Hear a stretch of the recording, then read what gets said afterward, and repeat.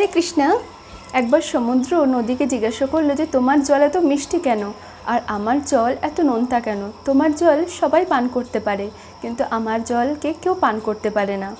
তখন নদী সমুদ্রকে বলল যে আমার জল এই জন্য মিষ্টি কারণ আমি বয়ে যাই এবং আমার মধ্যে যে ভালো গুণ আছে আমি সেটা অন্যের সাথে ভাগ করে নিই, কিন্তু তোমার মধ্যে যে গুণ আছে তুমি সেটা ভাগ করতে পারো না।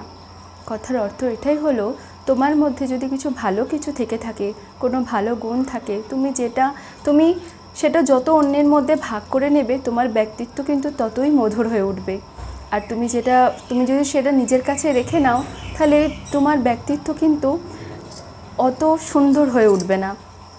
তাই নিজের মধ্যে যদি কোনো ভালো গুণ থাকে তাহলে সেটা সবার মধ্যে ভাগ করে নাও, অন্যকে সাহায্য করতে শেখো যতটা তোমার ক্ষমতা, তাহলেই দেখবে যে তোমার জীবন মধুর হয়ে উঠেছে।